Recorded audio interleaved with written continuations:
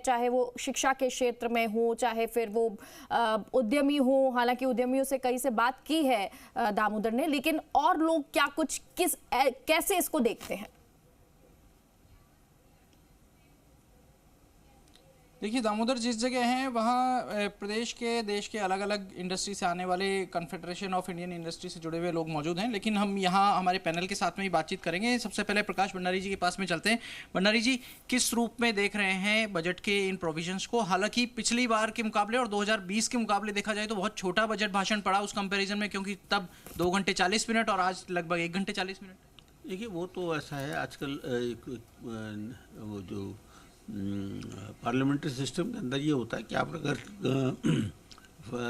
वित्त मंत्री अगर ये कहती हैं कि साहब मैं इसको टेबल करती है, तो उसमें वो अंश पढ़ना ज़रूरी नहीं होता, क्योंकि लोकसभा के पटल पर अगर रख दिया जाता है तो वो पढ़ा हुआ ही माना जाता है। लेकिन ये टेबल करने के फेर में देश की जनता को रेल बजट का तो पता ही नहीं लग रहा है। कई बरसों से जब से मर्ज होने लग गया है तो रेल के अलग से प्रोविजन ही नहीं पड़े जाते हैं। जीएम 4 साढ़े 4 बजे तक प्रेस कॉन्फ्रेंस करेंगे, तब तक पता ही नहीं लगेगा राजस्थान को क्या मिला। ये तो है, ऐसा है कि लेकिन जब टेबल की जाती, क्योंकि देखिए पहले रेलवे बजट अलग हुआ करता था, उसके बाद आया था, तो रेलवे बजट की भी महत्ता जो थी, उस जो उसका इसकी इम्पोर्टेंस थी, वो लोगों को इस बारे में पड़ता था कि रेलवे बजट जो है भारत सरकार के जो समझे रेलवे जो उपक्रम है उसकी ज़रूरतें, उसकी क्या है, और देश भर में रेलों का कहाँ विकास होगा उसकी जानकारी मिलती थी। और सबसे बड़ी बात होती है माल भाड़ा और टिकट कि में कितनी छूट मिली है या उसको यात्रा कितनी महंगी होगी, इसकी जानकारी मिलती थी। अब ये हो सकता है कि जब आपको पूरा बजट भाषण जो है अपने इंटरनेट में या अखबारों में जो आपको पढ़ना पड़ेगा, तब आपको उसकी पूरी जानकारी मिल सकती है। इसके बजट के स्पेशल फीचर्स क्या देखे जाए पर्टिकुलर्स? देखिए, बजट का जो प्रेजेंटेशन है, बजट जो प्रस्ताव आते हैं, जो प्रस्ताव उसका तरीका जो है, जो पेश करने का जो तरीका है, वो आप देख रहे हैं कि निर्मला सीतारमन जी के ज़माने से वो काफ़ी कुछ उसमें बदलाव आया है।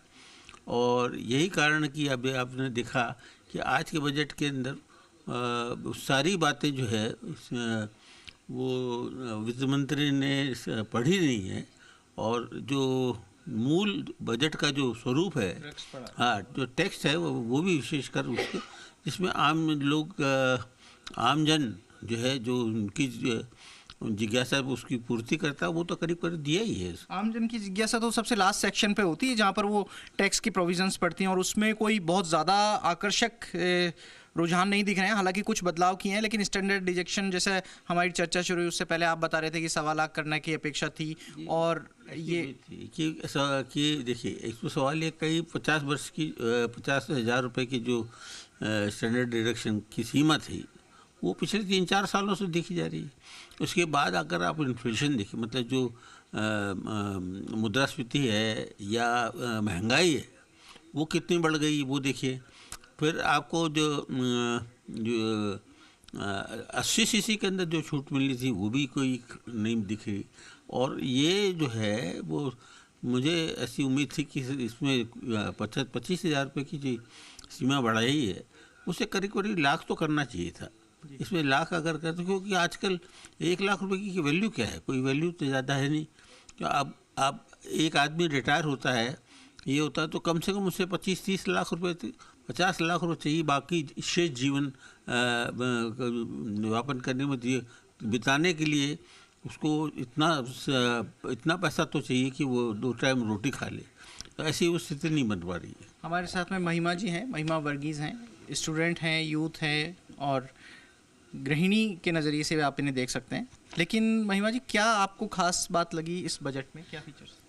बजट में मेरे को एक चीज़ बहुत ख़ास लगी कि जिस प्रकार से महिलाओं को जो फ्रंट फुट पे देखा गया है हमारी वित्त मंत्री के द्वारा, वह बहुत दिल छूने का है। जैसे उन्होंने ये चीज़ मेंशन किया है अपने बजट में कि जो महिलाएं हैं उनके लिए, वर्किंग वुमेन के लिए जो वो क्रैशेस और जो हॉस्टल्स का प्रोविज़न करना वो चाह रही हैं, और यहाँ तक कि वुमेन स्पेसिफिक स्किल्स का जो डेवलपमेंट के लिए उन्होंने प्रोविजंस रखे हैं। ये देखकर मुझे बहुत खुशी है कि जो सरकार जो है महिलाओं के लिए एक फीचर रखा है कि जिनकी 1 लाख से कम सैलरी होगी और फर्स्ट जॉब उनकी रहेगी तो उनको 15,000 रुपये तक सरकार देगी इंसेंटिव के रूप में। ये भी क्या है, फर्स्ट टाइम जो यूथ है जो अभी अनएम्प्लॉयमेंट से बहुत जूझ रहा है, उनके लिए एक बहुत अच्छी अपॉर्चुनिटी है कि वो इसको ग्रैब कर सके और अपने फ्यूचर को सिक्योर कर सके, एक